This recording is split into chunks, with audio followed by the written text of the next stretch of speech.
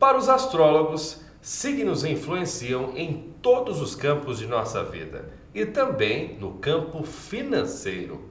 Hoje a gente vai falar um pouco mais sobre isso e também de como o mapa astral tem influência nesta parte importante da nossa vida, tanto empresarial como o ambiente corporativo e toda a forma de ganho financeira que está envolvida no nosso dia a dia. Para isso, nós temos aqui a honra de receber novamente ela, Virgínia Gaia, que vai falar um pouco melhor sobre esse assunto. A Virgínia, além de astróloga, é também taróloga. Há 20 anos vem desenvolvendo a sua função e agora ela está numa nova fase, se especializando ainda mais dentro do campo que ela atua. Vi? É um prazer tê-la aqui novamente. Prazer é todo meu. Sempre muito bom estar aqui. Muito bem. Eu queria começar o programa de hoje pedindo para você se apresentar um pouco melhor, para quem não te conhece. Você esteve aqui uma vez, mas já faz algum tempo e muita gente deixou. Quase um ano, eu acho, não é? Foi tipo quase isso já faz, Nossa, né? Você vê como é. A Virgínia, ela participou de outros programas já na TV, ainda participa, ia muito lá no Roninho, no Ronivon. Ela também vai no programa A Tarde a Show da Nani Venâncio. Um abraço para Nani. Bom, fala aí de você, Vi, para quem não te conhece. Bom, eu na verdade, assim, tornei o meu ofício aquilo que eu tinha como hobby aí desde a adolescência, né? Eu comecei a estudar esses temas, tanto a astrologia, o tarô, o que eu chamo de hermetismo, né, e ocultismo, por volta lá dos 14 anos, 14, 15 anos. Então, você vê que já tem um bom tempo. E isso sempre esteve presente na minha vida como um hobby. Era parte integrante da minha vida para o meu desenvolvimento pessoal, mas não me via como profissional dessa área, né? Chegou naquela época, né, vamos buscar uma profissão, etc. Acabei me formando em jornalismo, me pós-graduei em administração e marketing, atuei em grande empresa, tive uma carreira bem sucedida, nunca abandonei esses estudos, mas chegou no momento, né, um pouquinho depois do que a gente fala na astrologia da Revolução de Saturno, que acontece aí por volta dos 28, 30 anos, que eu comecei a questionar muita coisa, né? Eu estava, na verdade, tendo um questionamento existencial. Eu sentia que meu trabalho, eu precisava fazer alguma coisa mais pelas pessoas e não só pelas grandes corporações. Certo. E aí que eu resolvi levar, digamos, um pouco mais a sério, com uma cara mais profissional, essas técnicas que eu já estudava, astrologia, o tarô, magia, ocultismo, diversas coisas. E aí virou num primeiro momento uma segunda profissão. Nisso eu sempre busquei, estou sempre estudando, né, Henrique? Eu sempre estudei e continuo estudando. E nesse processo fui buscar também uma certificação em sexualidade, que eu queria trabalhar muito com relacionamento, né? E aí, enfim, dessa segunda profissão as coisas foram acontecendo. Eu acho que assim, né, eu costumo trabalhar com o conceito ocultista, que a gente fala que é a verdadeira vontade, que é quando você tá dentro daquilo que tá ali, assim, quando você atua naquilo que mexe com você internamente, que trabalha com o teu self, né, com o self junguiano que a gente fala, né, você encontra o caminho das coisas mais facilmente. Realmente, quando eu decidi fazer essa virada profissional, as coisas foram acontecendo, e hoje, já tem alguns anos, eu me dedico exclusivamente, eu vivo dos meus atendimentos e dos meus cursos, né? Isso é fantástico, né? Acho que não tem momento maior de realização para a gente, pelo menos no campo financeiro, campo de desenvolvimento profissional da nossa vida, quando a gente eu consegui viver de uma coisa que a gente ama de verdade. Não que eu não gostasse do meu antigo trabalho, até porque comunicação acho que é uma coisa que está muito na minha veia, tem esse lado muito, né, de ser jornalista, de ser comunicadora também. Mas eu acho que assim, sair do ambiente corporativo, que eu aprendi muito, tanto que para astrologia empresarial, né, gente, assim, eu atuei em grandes empresas, eu fazia parte do planejamento estratégico dessas empresas, né? Então eu levo essa bagagem toda para o trabalho de astrologia empresarial, uma coisa meio que natural trabalhar com isso também. Mas hoje tem uma coisa de trabalhar muito com as pessoas, né? Eu gosto muito de gente. Acho que a coisa que, assim, além dos cursos que eu formo outros profissionais, existe uma parte do meu trabalho que é todo dia estar com pessoas diferentes, orientando essas pessoas para lidar melhor com os recursos que elas já têm, né? Fazendo com que elas descubram os potenciais que elas já têm para se desenvolver em diferentes áreas da vida, né? Então são os meus dois, dentro da astrologia, do tarô, são as duas grandes áreas ali que eu acho que oriento as pessoas.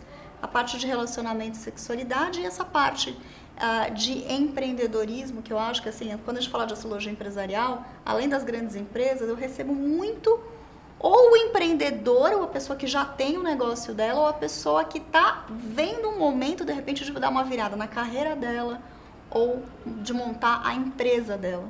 Muito bem. Vi, eu queria que você falasse pra gente, primeiro assim, dá uma pincelada da astrologia, né? Às vezes a gente faz, a gente acha que é alguma coisa, mas às vezes a gente está enganado. Então, eu vou pedir pra Vi explicar melhor o que é o contexto da astrologia e como ela acaba se inserindo nesse campo empresarial e financeiro de sustento da nossa vida. Você sabe que, assim, a astrologia, ela nasce basicamente, a história da astrologia é basicamente a história da civilização. Você tem alguns primeiros registros lá atrás, que são pinturas mesmo, as pinturas rupestres nas cavernas, já registrando os ciclos da lua, por exemplo, né? Lá você tinha o homem primitivo já registrando isso.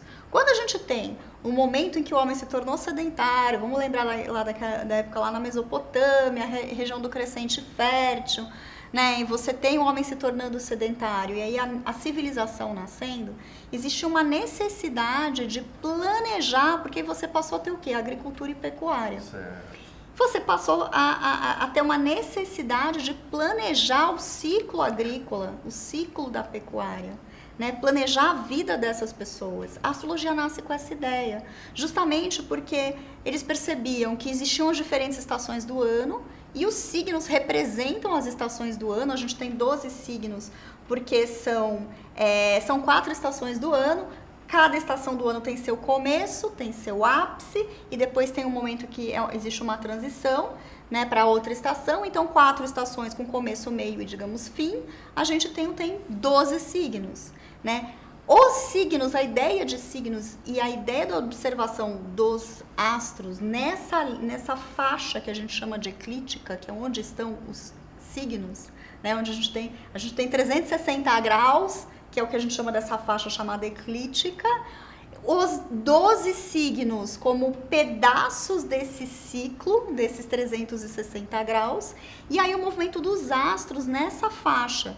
Tudo isso para que o ser humano pudesse planejar a melhor hora de plantar, a melhor hora de preparar a colheita, a melhor hora de colocar os animais para reprodução.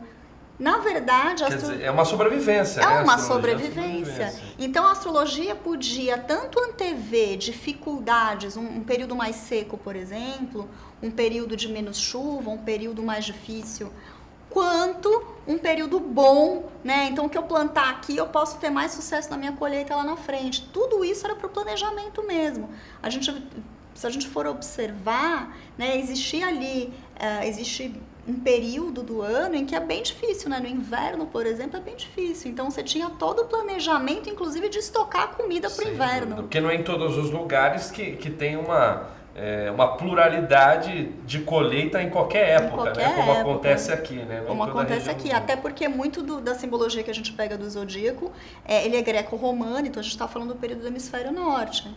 Né? Então, a gente vai falar muito, por exemplo, quando a gente está falando de Capricórnio, Aquário e Peixes, que são signos do inverno, pensa que em Capricórnio, né? Porque lá Capricórnio, aqui Capricórnio é o início do verão, lá no hemisfério norte é o início do inverno.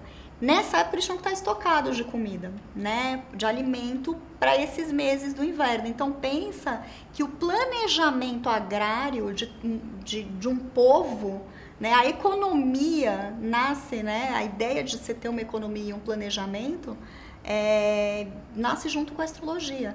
Pensa que o astrólogo também, essa astrologia que a gente tem hoje, que é acessível para todo mundo, ela também é relativamente nova se a gente considerar a história da humanidade inteira. Lá no início da astrologia, os astrólogos eram consultores dos reis, dos governantes. Então, pensa o que a gente tem hoje como ministro da Fazenda e do Planejamento, era muito astrólogo que trabalhava com isso também. Mas precisava voltar, viu, Via, para as coisas andarem, né? Olha, já há algum tempo que ele estava precisando. Né? Você sabe que assim, né, as pessoas aqui, hoje, depois que a astrologia, né, isso vem pós-iluminismo, que você teve o o método científico foi aprimorado e a astrologia foi dividida da astronomia, a astrologia hoje entrou numa linha, né, assim, muito mística, muito esotérica, as pessoas virou um assunto meio tabu. Mas você sabe, Henrique, quando a gente fala de astrologia empresarial, as pessoas acham que a gente está falando com um perfil assim, muito alternativo. E não é bem assim não. Grandes investidores, grandes empresas, políticos de renome têm seus astrólogos. E trabalham sim, e ouvem sim muitas vezes esses conselhos. Claro que existem astrólogos melhores e astrólogos nem tão bons, assim como existem políticos que ouvem mais e ouvem menos os conselhos dos astrólogos, mas a gente ainda tem isso atuando de alguma maneira, né? Com essa transformação social, com o advento da tecnologia, com as indústrias, com o momento que a gente vive hoje, da globalização das informações, obviamente muita coisa mudou. Hoje, quando a gente fala de astrologia dentro do contexto empresarial, alguém chega e pede para você fazer um estudo. Como é hoje em dia? Por exemplo, uma organização, uma fábrica? Funciona assim, eu diria que a astrologia nunca esteve tão popular. Tá? As redes sociais popularizaram a astrologia, ainda que por memes, ainda que por uma coisa assim, digamos que de certa forma até estereotipou um pouco a astrologia. A gente está numa era que a astrologia nunca esteve tão popular.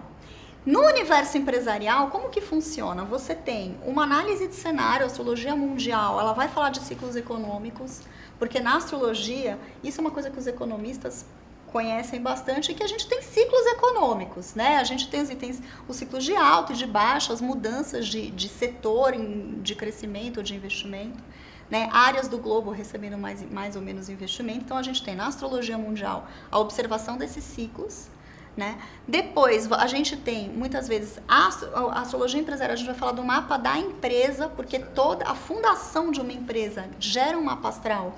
E aí a gente tem as áreas da empresa, a gente consegue orientar o empresário, por exemplo, um bom momento para ele investir em recursos humanos, um bom momento para ele reestruturar alguma coisa, para ele implementar um novo sistema, um bom momento para ele lançar um produto. Né? Então a gente trabalha com as áreas, né? Um momento para ele pensar numa estratégia comercial mais agressiva. A gente tem tudo isso, junto também com o mapa pessoal do empreendedor, em que a gente consegue identificar até o perfil de gestão dele.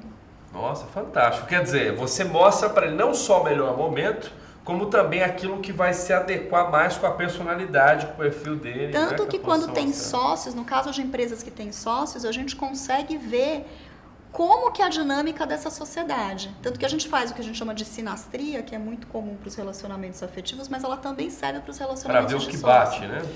Para ver os pontos de convergência, de divergência e até onde que é melhor cada sócio atuar. Porque é isso, tem um sócio que é melhor na área comercial, tem um sócio que é melhor na parte administrativa. Né? Exatamente. Nossa, fantástico. Gente, eu estou gostando demais dessa entrevista hoje aqui com a Vigaia, que veio para trazer um esclarecimento fundamental para você que tem um negócio próprio, ou de repente um pequeno comércio, ou mesmo que seja uma vida corporativa, que você seja um executivo. Fique por dentro do nosso programa, que depois do intervalo ela vai trazer dicas e mostrar de que forma você pode ficar mais próximo do resultado que você espera, ok? Então daqui a pouco, após o intervalo, a gente volta. Até lá!